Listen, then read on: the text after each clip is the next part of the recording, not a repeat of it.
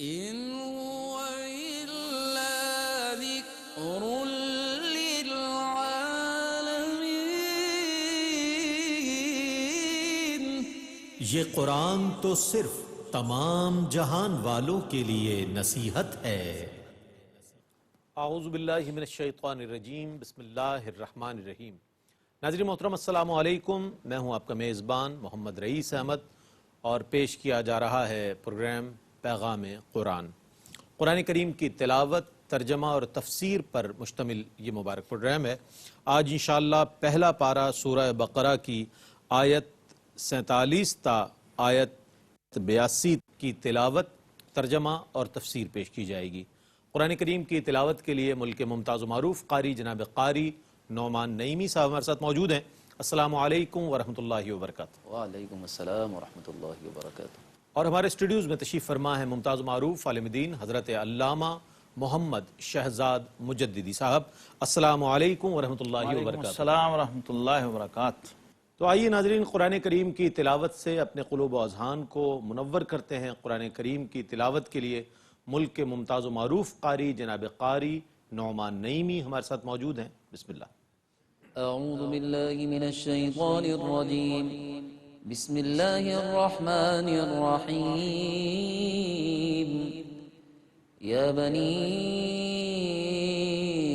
اسرائیل اذکروا نعمتی التي انعمت علیکم وانی فضلتکم علی العالمین۔ میں اللہ کی پناہ میں آتا ہوں شیطان مردود سے۔ اللہ ہی کے نام سے شروع کرتا ہوں جو نہایت رحم فرمانے والا بہت مہربان ہے۔ اے بنو اسرائیل، میری اس نعمت کو یاد کرو جو میں نے تم کو عطا کی تھی، اور بے شک میں نے تم کو اس زمانے کے لوگوں پر فضیلت دی تھی۔ واتقوا يوما لا تجزي نفس عن نفس شيئا ولا يقبل منها شفاعة ولا يؤخذ منها عدل ولا هم ينصرون۔ اور اس دن سے ڈرو جب کوئی شخص کسی شخص کا بدلہ نہ ہو سکے گا، اور نہ کسی شخص کی بلا اذن الہی شفاعت قبول کی جائے گی، اور نہ کسی شخص سے فدیہ لیا جائے گا، اور نہ ان کی مدد کی جائے گی۔ وَإِذْ نَجَّيْنَاكُمْ مِنْ آلِ فِرْعَوْنَ يَسُومُونَكُمْ سُوءَ الْعَذَابِ يُذَبِّحُونَ أَبْنَاءَكُمْ وَيَسْتَحْيُونَ نِسَاءَكُمْ وَفِي ذَلِكُمْ بَلَاءٌ مِّن رَّبِّكُمْ عَظِيمٌ۔ اور یاد کرو جب ہم نے تمہیں آل فرعون سے نجات دی جو تم کو بدترین عذاب پہنچاتے تھے، تمہارے بیٹوں کو ذبح کرتے تھے اور تمہاری بیٹیوں کو زندہ چھوڑتے تھے، اور اس میں تمہارے رب کی طرف سے عظیم آزمائش تھی۔ وَإِذْ فَرَقْنَا بِكُمُ الْبَحْرَ فَأَنْجَيْنَاكُمْ وَأَغْرَقْنَا آلَ فِرْعَوْنَ وَأَنْتُمْ تَنْظُرُونَ۔ اور جب ہم نے تمہارے لیے سمندر کو چیر دیا، پھر ہم نے تم کو نجات دی، اور ہم نے آل فرعون اور اس کے متبعین کو غرق کر دیا، اور تم دیکھ رہے تھے۔ وَإِذْ وَاعَدْنَا مُوسَىٰ 40 لَيْلَةً ثُمَّ اتَّخَذْتُمُ الْعِجْلَ مِن بَعْدِهِ وَأَنْتُمْ ظَالِمُونَ۔ اور یاد کرو جب ہم نے موسیٰ سے 40 راتوں کا وعدہ کیا، پھر اس کے بعد تم نے بچھڑے کو معبود بنا لیا اور تم ظالم تھے۔ ثم عفونا عنكم من بعد ذلك لعلكم تشكرون۔ پھر اس کے بعد ہم نے تم کو معاف کیا تاکہ تم ہمارا شکر ادا کرو۔ وَإِذْ آتَيْنَا مُوسَى الْكِتَابَ وَالْفُرْقَانَ لَعَلَّكُمْ تَهْتَدُونَ اور جب ہم نے موسیٰ کو کتاب دی اور حق اور باطل میں فرق کرنے والا معجزہ دیا تاکہ تم ہدایت پاؤ۔ وَإِذْ قَالَ مُوسَى لِقَوْمِهِ يَا قَوْمِ إِنَّكُمْ ظَلَمْتُمْ أَنفُسَكُمْ بِاتِّخَاذِكُمُ الْعِجْلَ فَتُوبُوا إِلَى بَارِئِكُمْ فَاقْتُلُوا أَنفُسَكُمْ ذَلِكُمْ خَيْرٌ لَكُمْ عِندَ بَارِئِكُمْ فَتَابَ عَلَيْكُمْ إِنَّهُ هُوَ التَّوَّابُ الرَّحِيمُ۔ اور جب موسیٰ نے اپنی امت سے کہا اے میری امت، بے شک تم نے بچھڑے کو معبود بنا کر اپنی جانوں پر ظلم کیا ہے، پس تم اپنے پیدا کرنے والے کی طرف توبہ کرو، سو تم ایک دوسرے کو قتل کرو، تمہارے خالق کے نزدیک یہ تمہارے لیے زیادہ بہتر ہے، تو اس نے تمہاری توبہ قبول فرمائی، بے شک وہی بہت توبہ قبول کرنے والا، بے حد رحم فرمانے والا ہے۔ وَإِذْ قُلْتُمْ يَا مُوسَى لَن نُّؤْمِنَ لَكَ حَتَّى نَرَى اللَّهَ جَهْرَةً فَأَخَذَتْكُمُ الصَّاعِقَةُ وَأَنتُمْ تَنظُرُونَ۔ اور جب تم نے کہا اے موسیٰ ہم آپ پر ہرگز ایمان نہیں لائیں گے حتیٰ کہ ہم اللہ کو اپنے سامنے دیکھ لیں، سو تم کو ایک کڑک نے پکڑ لیا اور تم اس منظر کو دیکھ رہے تھے۔ ثُمَّ بَعَثْنَاكُم مِّن بَعْدِ مَوْتِكُمْ لَعَلَّكُمْ تَشْكُرُونَ۔ پھر ہم نے تمہاری موت کے بعد تمہیں دوبارہ زندہ کیا تاکہ تم شکر ادا کرو۔ وَظَلَّلْنَا عَلَيْكُمُ الْغَمَامَ وَأَنزَلْنَا عَلَيْكُمُ الْمَنَّ وَالسَّلْوَىٰ كُلُوا مِن طَيِّبَاتِ مَا رَزَقْنَاكُمْ وَمَا ظَلَمُونَا وَلَٰكِن كَانُوا أَنفُسَهُمْ يَظْلِمُونَ۔ اور ہم نے تم پر بادل کو سایہ فگن کیا اور تم پر من اور سلوہ کو نازل کیا، ہم نے تم کو جو پاک چیزیں دی ہیں ان سے کھاؤ، اور ہماری حکم عدولی کر کے انہوں نے ہم پر ظلم نہیں کیا، البتہ وہ اپنی جانوں پر ظلم کرتے رہے۔ وَإِذْ قُلْنَا ادْخُلُوا هَٰذِهِ الْقَرْيَةَ فَكُلُوا مِنْهَا حَيْثُ شِئْتُمْ رَغَدًا وَادْخُلُوا الْبَابَ سُجَّدًا وَقُولُوا حِطَّةٌ نَّغْفِرْ لَكُمْ خَطَايَاكُمْ وَسَنَزِيدُ الْمُحْسِنِينَ۔ اور جب ہم نے کہا اس شہر میں داخل ہو اور اس میں تم جہاں سے چاہو بلا روک ٹوک کھاؤ، اور دروازے میں جھکتے ہوئے داخل ہونا، اور یہ کہو حتّہ ہمارے گناہ معاف فرما، تو ہم تمہارے گناہ معاف کر دیں گے اور ان قریب نیکی کرنے والوں کو زیادہ اجر دیں گے۔ فبدل الذين ظلموا قولا غير الذي قيل لهم فأنزلنا على الذين ظلموا رجزا من السماء بما كانوا يفسقون۔ سو جو قول کہنے کے لیے ان سے کہا گیا تھا اس کو ظالموں نے بدل دیا، پس ہم نے ظالموں پر آسمان سے عذاب نازل کیا کیونکہ وہ فسق کرتے تھے۔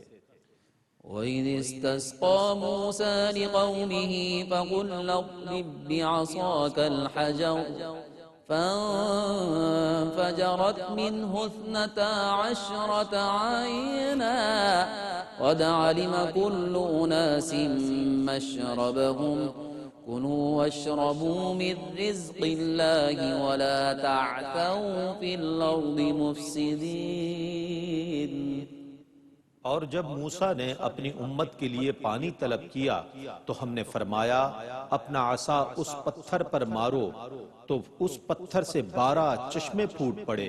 بے شک ہر گروہ نے اپنے پانی پینے کی جگہ کو جان لیا۔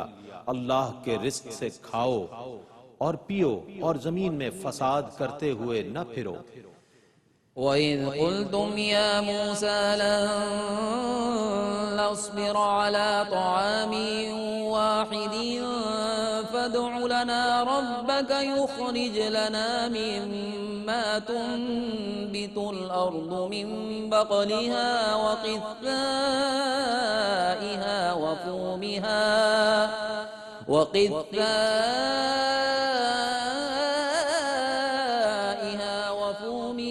وَعَدَسِهَا وَبَصَلِهَا قَالَ تَسْتَبْدِلُونَ الَّذِي هُوَ أَدْنَىٰ بِالَّذِي هُوَ خَيْرٌ اهْبِطُوا مِصْرًا فَإِنَّ لَكُم مَّا سَأَلْتُمْ وَضُرِبَتْ عَلَيْهِمُ الذِّلَّةُ وَالْمَسْكَنَةُ وَبَاءُوا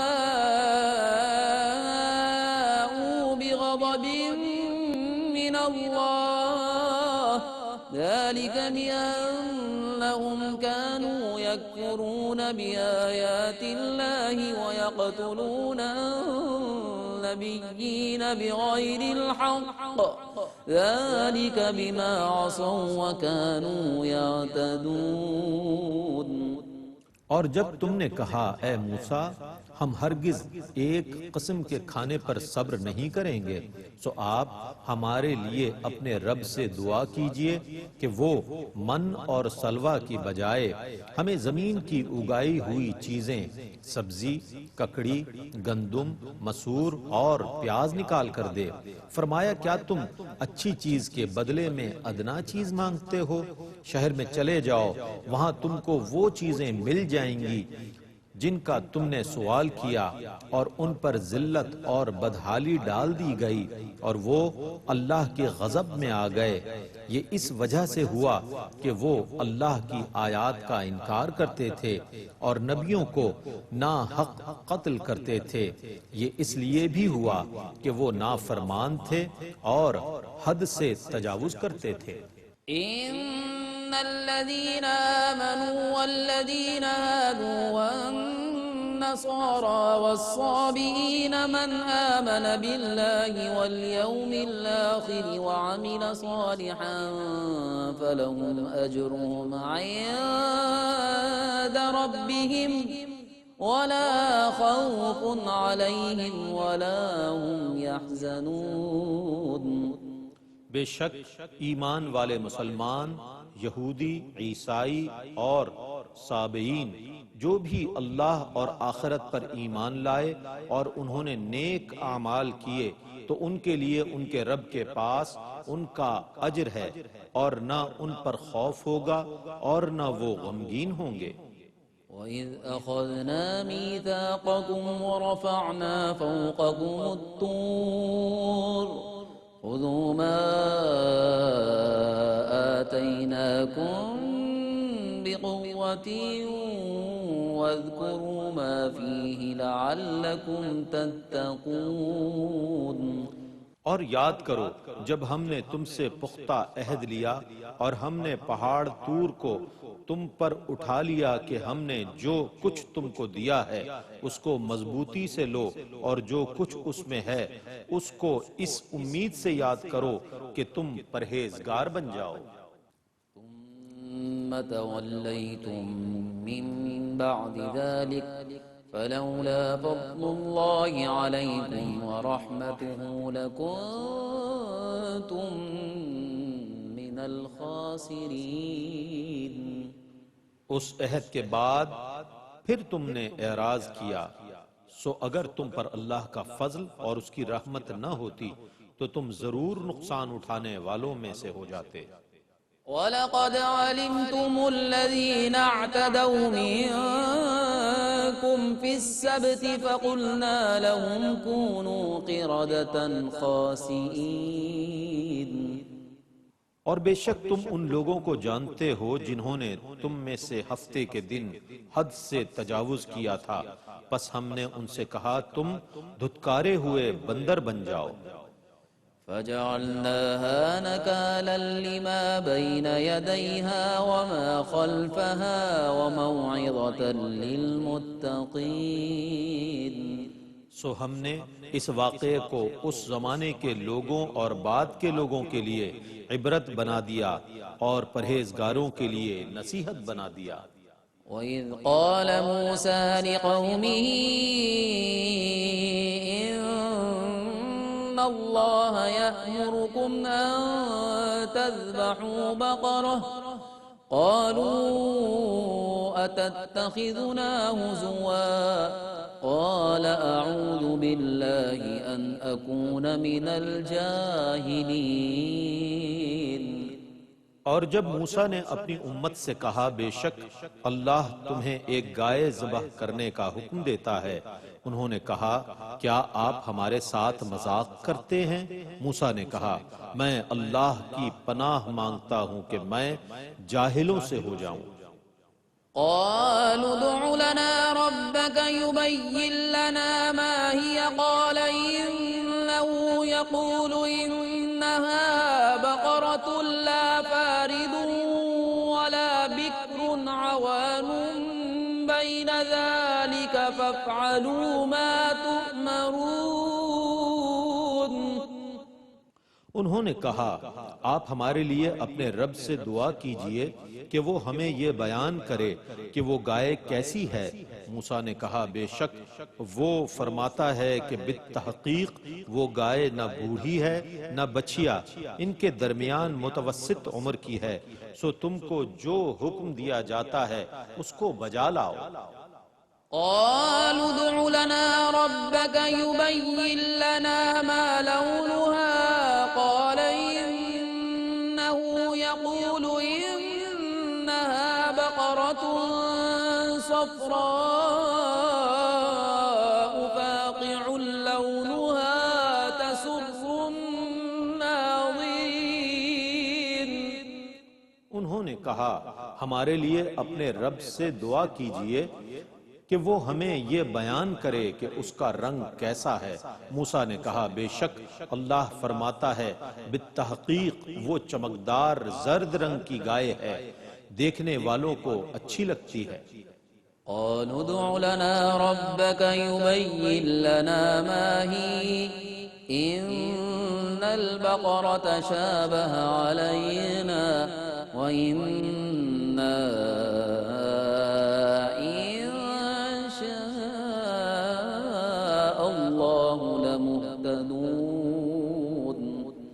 انہوں نے کہا آپ ہمارے لیے اپنے رب سے دعا کیجئے کہ وہ ہمیں یہ بیان کرے کہ اس کے اوصاف کیسے ہیں۔ بے شک گائے ہم پر مشتبہ ہو گئی ہے، اور بے شک اگر اللہ نے چاہا تو ہم ضرور ہدایت پا جائیں گے۔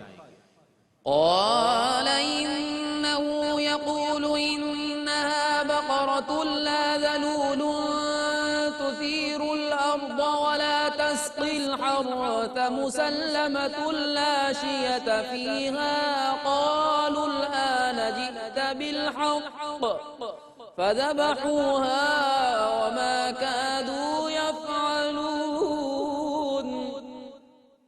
موسیٰ نے کہا بے شک اللہ فرماتا ہے بالتحقیق وہ ایسی گائے ہے جو نہ محنت کرنے والی ہے کہ زمین میں ہل چلاتی ہو، اور نہ وہ کھیتی میں پانی دیتی ہے، وہ صحیح سالم اور بے داغ ہے۔ وہ پکار اٹھے کہ اب آپ نے ٹھیک بات بتائی ہے، پھر انہوں نے اس گائے کو ذبح کیا اور وہ یہ کام کرنے والے نہ تھے۔ وَإِذْ قَتَلْتُمْ نَفْسًا فَادَّارَأْتُمْ فِيهَا وَاللَّهُ مُخْرِجٌ مَا كُنْتُمْ تَكْتُمُونَ۔ اور یاد کرو جب تم نے ایک شخص کو قتل کیا تھا پھر تم ایک دوسرے کو اس قتل میں ملوث کرنے لگے اور اللہ اس چیز کو ظاہر کرنے والا تھا جس کو تم چھپاتے تھے۔ فَقُلْنَا اضْرِبُوهُ بِبَعْضِهَا كَذَلِكَ يُحْيِي اللَّهُ الْمَوْتَى وَيُرِيكُمْ آيَاتِهِ لَعَلَّكُمْ تَعْقِلُونَ۔ سو ہم نے کہا اس گائے کے ایک ٹکڑے کو اس مقتول پر مارو، اسی طرح اللہ تعالیٰ مردوں کو زندہ فرمائے گا اور وہ تم کو اپنی نشانیاں دکھاتا ہے تاکہ تم عقل سے کام لو۔ ثم قست قلوبكم من بعد ذلك فهي كالحجارة أو أشد قسوة وإن من الحجارة لما يتفجر منه الأنهار وإن منها لما يشقق فيخرج منه الماء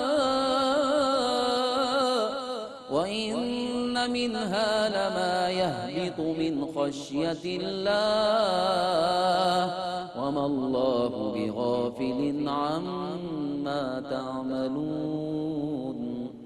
پھر اس کے بعد تمہارے دل سخت ہو گئے سو وہ پتھروں کی طرح بلکہ ان سے بھی زیادہ سخت ہیں۔ بے شک بعض پتھروں سے دریا پھوٹ پڑتے ہیں اور بے شک بعض پتھر پھٹتے ہیں تو ان سے پانی نکل آتا ہے اور بے شک بعض پتھر اللہ کے خوف سے گر پڑتے ہیں اور اللہ تمہارے کاموں سے غافل نہیں ہے۔ أفتطمعون أن يؤمنوا لكم وقد كان فريق منهم يسمعون كلام الله ثم يحرفونه من بعد ما عقلوه وهم يعلمون۔ اے مسلمانوں، کیا تم یہ توقع رکھتے ہو کہ یہ یہودی تمہاری خاطر ایمان لے آئیں گے؟ حالانکہ ان کا ایک فریق اللہ کا کلام سنتا تھا پھر اس کو سمجھنے کے باوجود اس میں دانستہ تبدیلی کر دیتا تھا۔ وَإِذَا لَقُوا الَّذِينَ آمَنُوا قَالُوا آمَنَّا وَإِذَا خَلَا بَعْضُهُمْ إِلَى بَعْضٍ قَالُوا وَتُحَدِّثُونَهُمْ بِمَا فَتَحَ اللَّهُ عَلَيْكُمْ لِيُحَاجُّوكُمْ بِهِ عِندَ رَبِّكُمْ أَفَلَا تَعْقِلُونَ۔ اور جب وہ ایمان والوں سے ملتے ہیں تو کہتے ہیں ہم ایمان لے آئے، اور جب یہ ایک دوسرے کے ساتھ تنہائی میں ہوتے ہیں تو کہتے ہیں کیا تم ان مسلمانوں کو وہ حق باتیں بتا دیتے ہو جو اللہ نے تم پر کھولی ہیں تاکہ وہ ان باتوں کو تمہارے رب کے سامنے حجت بنائیں؟ کیا تم عقل نہیں رکھتے؟ أَوَلَا يَعْلَمُونَ أَنَّ اللَّهَ يَعْلَمُ مَا يُسِرُّونَ وَمَا يُعْلِنُونَ۔ کیا وہ یہودی نہیں جانتے کہ اللہ جانتا ہے جس کو وہ چھپاتے ہیں اور جس کو ظاہر کرتے ہیں؟ وَمِنْهُمْ أُمِّيُّونَ لَا يَعْلَمُونَ الْكِتَابَ إِلَّا أَمَانِيَّ وَإِنْ هُمْ إِلَّا يَظُنُّونَ۔ اور ان میں سے بعض ان پڑھ ہیں جو زبانی پڑھنے کے سوا اللہ کی کتاب کا علم نہیں رکھتے اور وہ صرف ظن گمان کرتے ہیں۔ فَوَيْلٌ لِّلَّذِينَ يَكْتُبُونَ الْكِتَابَ بِأَيْدِيهِمْ ثُمَّ يَقُولُونَ هَذَا مِنْ عِندِ اللَّهِ لِيَشْتَرُوا بِهِ ثَمَنًا قَلِيلًا فَوَيْلٌ لَّهُم مِّمَّا كَتَبَتْ أَيْدِيهِمْ وَوَيْلٌ لَّهُم مِّمَّا يَكْسِبُونَ۔ پس عذاب ہے ان لوگوں کے لیے جو اپنے ہاتھوں سے کتاب لکھتے ہیں پھر کہتے ہیں کہ یہ اللہ کی جانب سے ہے تاکہ اس کے بدلے میں تھوڑی قیمت لیں، سو ان کے لیے عذاب ہے کہ انہوں نے اپنے ہاتھوں سے لکھا اور جو کچھ انہوں نے کمایا اس کے سبب سے ان کو عذاب ہوگا۔ وقالوا لن تمسنا النار إلا أياما معدودة قل أتخذتم عند الله عهدا فلن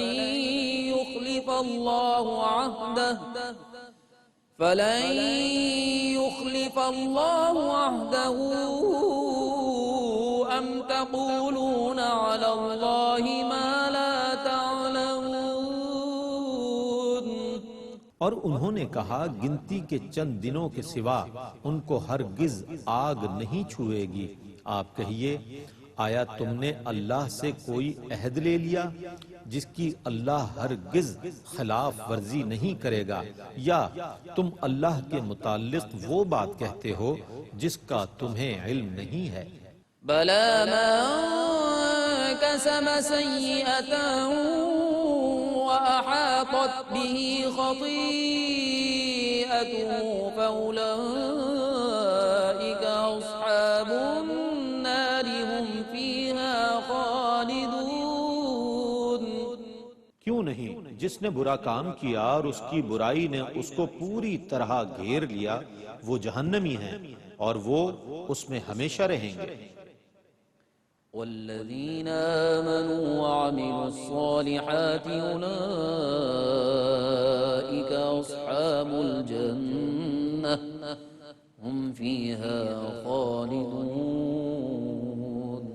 اور جو لوگ ایمان لائے اور انہوں نے نیک عمل کیے وہ جنتی ہیں، وہی اس میں ہمیشہ رہیں گے۔ ماشاءاللہ ناظرین، جن قرآن کریم کی آیات بینات کی آپ نے تلاوت سماعت فرمائی اور ترجمہ سماعت فرمایا، انہی کی تفسیر کے لیے میں ملتمس ہوں حضرت علامہ محمد شہزاد مجددی صاحب کی خدمت میں کہ ان آیات بینات کی تفسیر فرمائیں۔ جی، بسم اللہ الرحمن الرحیم، الحمدللہ رب العالمین والصلاة والسلام علی اشرف الانبیاء والمرسلین وعلی آلہ وصحبہ اجمعین۔ سورہ البقرہ کی آیت نمبر 47 سے ہم قرآن پاک کا تفسیری خلاصہ آپ کی خدمت میں پیش کریں گے۔ بنی اسرائیل سے خطاب ہے، اولاد یعقوب تم یاد کرو اللہ کا وہ احسان جو اس نے تم پر فرمایا اور تمہیں اس زمانے پر فضیلت عطا فرمائی جس میں تم تھے۔ بنی اسرائیل کی فضیلت کا تذکرہ ہے، لیکن اہم نقطہ یہاں سمجھنے کا یہ ہے کہ بعض دفعہ تعریف جو ہے بندے کو بزوم خیش گمراہ کر دیتی ہے اور عجب کے احساس میں مبتلا کر دیتی ہے، انانیت میں مبتلا کر دیتی ہے۔ تو بنی اسرائیل کا پچھلا سارا ریکارڈ یہود کا یہ بتا رہا ہے کہ وہ اپنی فضیلت کے احساس کے اندر بری طرح سے مبتلا تھے۔ قرآن پاک نے باوجود اس کے کہ ان احسانات کا ذکر فرمایا جو ان پر کیے گئے، لیکن ایک بہت اہم نقطہ یہاں ناظرین مکرم یہ ہے کہ بنی اسرائیل سے جب خطاب کیا ہے، اسرائیل آپ جانتے ہیں یعقوب علیہ السلام کا اسم گرامی ہے، اولاد یعقوب کہا جا رہا ہے۔ اسرائیل یعنی حضرت یعقوب علیہ السلام کی نسبت سے انہیں اولاد یعقوب کہہ کر پکارا جا رہا ہے، اور کیا دعوت دی جا رہی ہے کہ ہماری نعمت کا ذکر کرو، ہماری نعمت کا ذکر کرو جو ہم نے تم پر کی۔ اور جب امت نبی آخر الزمان صلی اللہ تعالی علیہ وسلم سے اللہ رب العزت نے خطاب کیا تو کیا فرمایا؟ فَاذْكُرُونِي أَذْكُرْكُمْ۔ یہ بہت اہم نقطہ ہے سمجھنے کا، اور بہترین موازنہ اور تقابل ہے اور فرق سمجھایا ہے کہ جب بنی اسرائیل سے خطاب کیا جا رہا ہے تو کہا نعمت کو یاد کرو، اور جب اپنے حبیب علیہ السلام کی امت سے خطاب کیا جا رہا ہے تو فرمایا منعم کو یاد کرو، فَاذْكُرُونِي أَذْكُرْكُمْ، فرمایا تم مجھے یاد کرو، یعنی نعمت دینے والے کی طرف متوجہ کیا۔ تو یہاں ایک بڑا اہم فرق ہے، وہ یہ کہ بنی اسرائیل یعنی پہلی امتیں جو گزری ہیں ان کو ان صفات کی طرف متوجہ کیا ہے جو اللہ تبارک و تعالیٰ کی ہیں، یعنی نعمت دینا، رزق دینا، برکت دینا۔ اور جب اپنے حبیب علیہ السلام کی امت سے خطاب کیا ہے تو فرمایا منعم، یعنی ذات باری تعالیٰ کو یاد کرو، اس کی ذات کی طرف متوجہ رہو، اور ساتھ ہی فرمایا کہ تمہیں تمہارے زمانے پر ہم نے فضیلت عطا کی۔ یہاں ایک غلط فہمی آج بھی پائی جاتی ہے لوگوں میں کہ بنی اسرائیل کو گویا تمام جہان کے لوگوں پر فضیلت دے دی گئی ہے، ایسا نہیں ہے۔ یہاں پر مفسرین نے وضاحت کی ہے کہ عالمین پر یہ جو الف لام استغراق کا ہے یہ حقیقی نہیں ہے، مجازی ہے۔ جب مجازی ہے تو یہ تحدید کر رہا ہے اس زمانے کی جس میں قوم بنی اسرائیل موجود تھی، اس زمانے پر انہیں ضرور فضیلت دی اور شرف دیا ہے، لیکن تلک الرسل فضلنا بعضهم علی بعض، آگے ذکر آئے گا کہ ہم نے پھر بعض کو بعض پر فضیلت عطا فرمائی۔ اور نبی کریم علیہ السلام کی امت سے جب خطاب کیا قرآن میں تو فرمایا کنتم خیر امت، تم بہترین امت ہو۔ تو بنی اسرائیل کا یہ جو زوم باطل تھا قرآن پاک نے اس کو توڑ دیا، چونکہ مدینہ طیبہ میں یہ آیات نازل ہو رہی تھیں اور مدینہ کے مضافات میں یہود کی بستیاں آباد تھیں، اور اس وقت یہ لوگ دعوت حق کے رستے میں رکاوٹ بن کے کھڑے تھے، اور اپنی فضیلت کا اور اپنی مذہبی اجارہ داری کا جو اظہار ہے وہ کر کے نبی کریم علیہ السلام کی دعوت کو روکنے کی کوشش کر رہے تھے۔ حقیقت میں یہ لوگ حسد میں مبتلا تھے، حسد کی وجہ سے انہوں نے باوجود اس کے کہ جانتے تھے، قرآن کہتا ہے یعرفونہ کما یعرفون ابناہم، یہ میرے محبوب کو ایسے جانتے ہیں جیسے اپنے بیٹوں کو پہچانتے ہیں، کیونکہ ان کی کتابوں میں وہ سب نشانیاں موجود تھیں، وہ تمام فضائل موجود تھے، علامات موجود تھیں۔ آگے اسی سورہ بقرہ میں ذکر آئے گا کہ یہ لوگ نبی آخر الزمان صلی اللہ علیہ وسلم کا وسیلہ پیش کر کے فتح طلب کیا کرتے تھے، کیا بات۔ لیکن جب وہ ذات گرامی مرتبت امام الانبیاء والمرسلین صلی اللہ تعالی علیہ وسلم بنفس نفیس جلوہ افروز ہوئے اور مدینہ طیبہ میں تشریف فرما ہوئے اور اپنی دعوت پیش کی، تو یہ اہل کتاب ہونے کے دعوے دار اس کے رستے میں رکاوٹ بنے، حالانکہ انہیں پروموٹر بننا چاہیے تھا، ان کو تو چاہیے تھا یہ سپورٹ کرتے۔ تو یہ بہت اہم مقام ہے ناظرین کہ حق کی پہچان، حق کو پہچاننا، پھر حق کو ماننا اور اس کی اتباع کرنا، یہ اللہ کا بہت بڑا فضل ہوتا ہے۔ ورنہ آقا کریم علیہ السلام نے یہ دعا سکھائی ہے اللہم ارنا الحق حقا وارزقنا اتباع، اے اللہ ہمیں حق کو حق دکھا پھر اسے مان لینے کی توفیق عطا فرما، اللہم ارنا الباطل باطلا وارزقنا اجتنابا، اے اللہ ہمیں باطل کو باطل دکھا پھر اس سے بچنے کی توفیق عطا فرما۔ ایک تو یہ بہت اہم مقام بنی اسرائیل کے حوالے سے قرآن نے بیان کر دیا اور انہیں دعوت پیش کی کہ تم اللہ سے ڈرو، ایسا نہ ہو کہ تم خود کو اہل کتاب سمجھنے کی وجہ سے لوگوں کو تو دعوت دیتے رہو نیکی کی اور خود اس سے فیض یاب نہ ہو سکو، محروم رہ جاؤ۔ اور اس قوم نے آہستہ آہستہ ایسی روش اختیار کی۔ جناب موسیٰ علیہ السلام ایک اور چیز یاد دلائی ہے یہاں کہ موسیٰ علیہ السلام یعنی یہ مدینہ کے اندر رہنے والے یہود جو ہیں، ان کو ان کے اسلاف کے احوال کی طرف متوجہ کیا جا رہا اور ان پر اتمام حجت کیا جا رہا ہے کہ تم اہل کتاب ہونے کے دعوے دار بنتے ہو، ذرا اپنے بڑوں کے کرتوت تو دیکھو، اپنا ریکارڈ تو چیک کرو، اپنی تاریخ کو دیکھو، تم نے انبیاء کے ساتھ کیا کیا، جن پہ ایمان لائے ہو ان کے ساتھ کیا کیا ہے۔ تو یہ تو نبی آخر الزمان صلی اللہ علیہ وسلم جن پر تم ایمان رکھتے ہی نہیں ہو، انہیں تم سے کیا توقع ہو سکتی ہے۔ لیکن قرآن کا ایک اسلوب ہے کہ وہ باطل کا چہرہ ایک بار کھول کے ضرور پیش کرتا ہے اور حق کے لیے اتمام حجت ضرور کرتا ہے۔ اس لیے یہ سورہ بقرہ جو ہے، اس میں ناظرین محترم جب آپ قرآن کا مطالعہ کرتے ہیں تو آپ دیکھتے ہیں کہ ٹوٹلی یہود کے ساتھ خطاب ہے، یہود کو سنائی جا رہی ہیں باتیں اور اس امت کو سمجھائی جا رہی ہیں باتیں کہ ان سے محتاط رہنا، ان سے ہوشیار رہنا، جو اپنوں کے نہیں بنے تمہارے کیسے بنیں گے۔ اس لیے آگے آیت 51 جو ہے یہ بھی بہت خاص مقام ہے۔ یہاں پر فرمایا جب ہم نے موسیٰ علیہ السلام سے 40 رات کا وعدہ کیا اور اس کے بعد اس قوم نے کیا کیا، ایک بچڑے کی پوجا شروع کر دی۔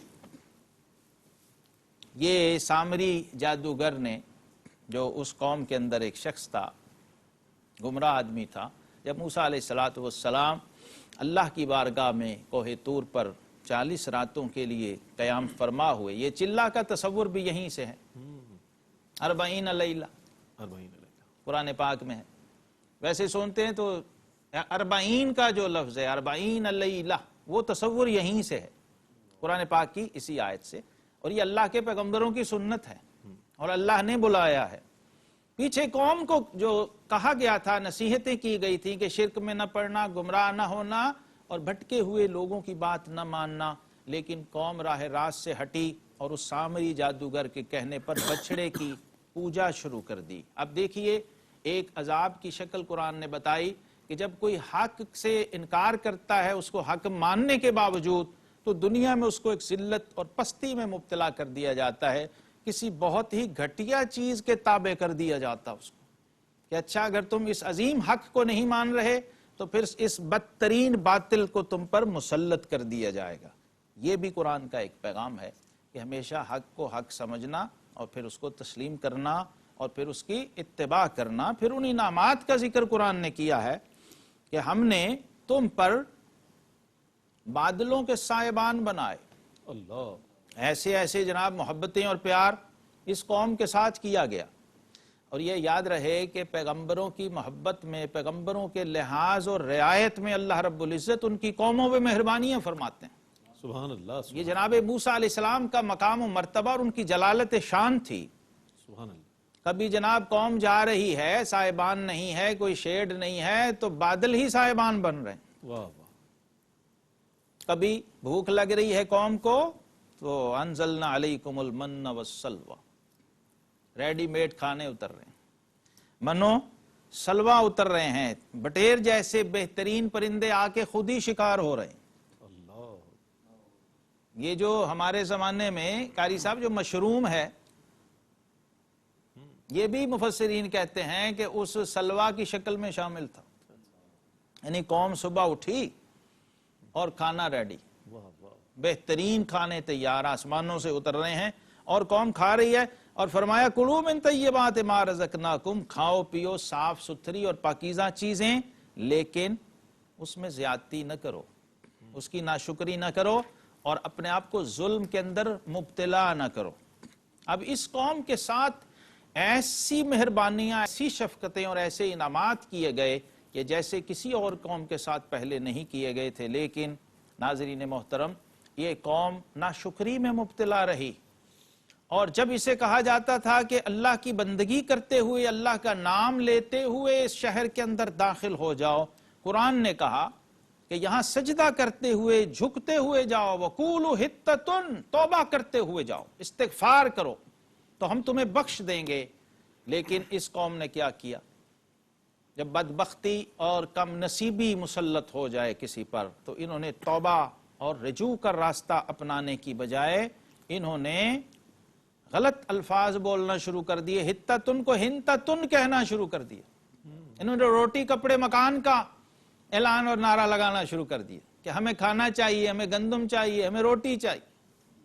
ایک ذلیل القدر پیغمبر کی اتباع میں جاتے ہوئے اللہ کے حکم کی جب انہوں نے اتباع نہیں کی اور فرما برداری نہیں کی، اور البتہ اس کے اندر الٹا بے ادبی کے مرتکب ہوئے، تو پھر پکڑ آئی، گرفت آئی اور سزا کے اندر مبتلا ہوئے، اور رب کائنات نے فرمایا کہ یہ قوم فاسق اور نافرمان ہو گئی۔ پھر ایک اور موقع، یعنی اس قوم کے لیے معجزات تک کا ظہور قدرت کی طرف سے ہوا، اور اس کے باوجود اس قوم کے مزاج کے اندر اور اس کی جو طبیعت کے اندر ایک کجی تھی، اس کے اندر کوئی نرمی پیدا نہیں ہوئی۔ ایک موقع ایسا بھی آیا کہ 12 قبیلے جا رہے ہیں موسیٰ علیہ السلام کے ساتھ، بنی اسرائیل کے، پیاس لگ گئی، پانی نہیں ہے، کوئی چشمہ نہیں ہے، کوئی دریا نہیں ہے، تو قوم نے کہا کہ موسیٰ علیہ السلام ہمارے لیے اپنے رب سے پانی مانگیے۔ اب یہ انداز دیکھیے کیسا ہے، قوم کہہ رہی ہے کہ حضور ہمیں اپنے رب سے پانی لے کے دیجیے، اللہ، یعنی وہ قوم خود پانی تک پینے پر قادر نہیں ہے۔ تو رب کائنات نے کیا فرمایا؟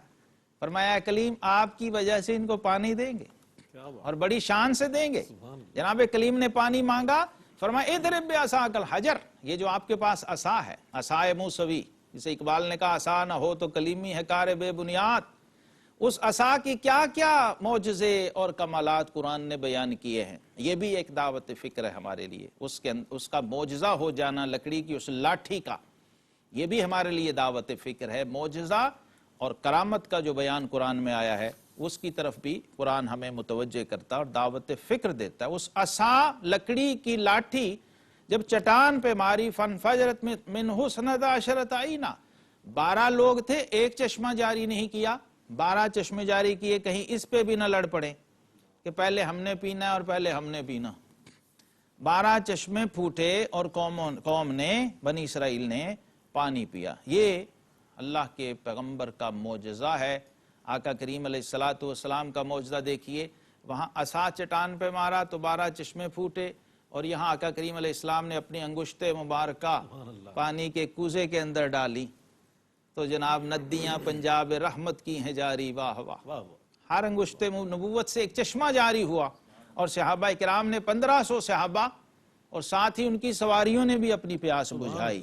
آقا کریم علیہ السلام کا یہ فیضان اور یہ شان دیکھیے کہ ادھر موسیٰ علیہ السلام نے عصا مارا ہے اور قوم پیاس بجھا رہی ہے، اور اس کے باوجود قوم راہ راست پر نہیں آ رہی۔ اس کے مطالبات اور ڈیمانڈز میں اضافہ ہوتا جا رہا ہے، اور کہہ رہے ہیں جناب ایک ہی کھانا کھا کھا کے ہم تنگ آ گئے، اب من و سلوہ بھی اچھا نہیں لگ رہا۔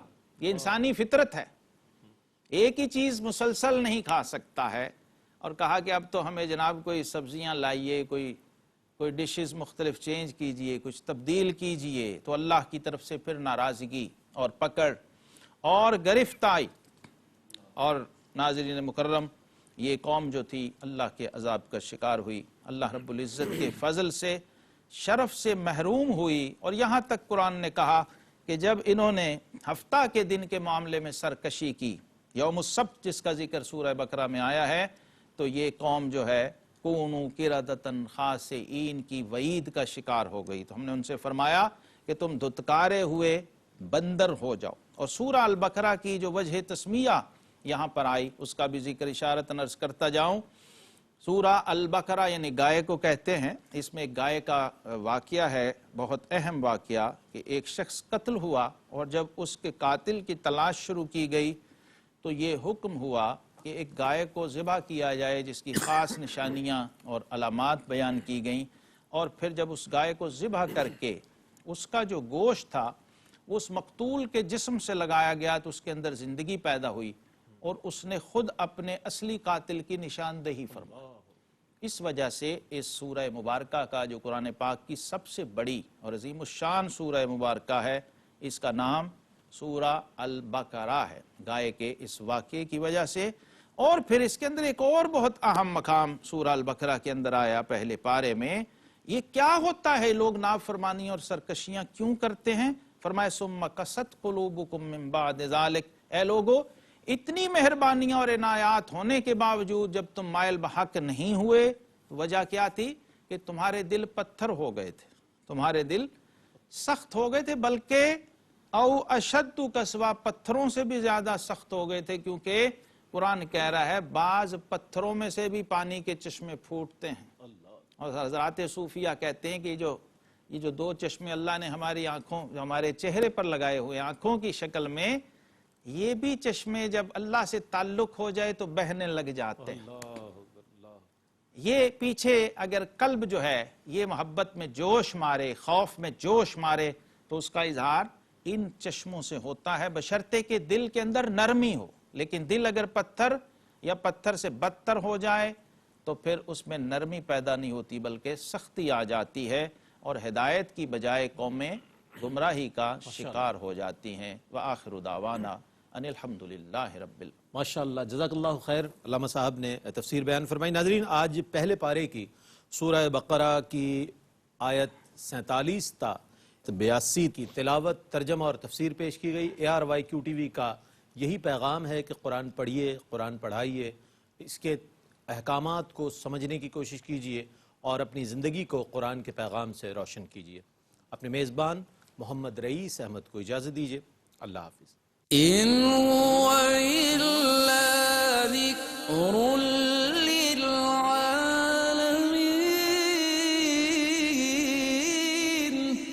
یہ قرآن تو صرف تمام جہان والوں کے لیے نصیحت ہے۔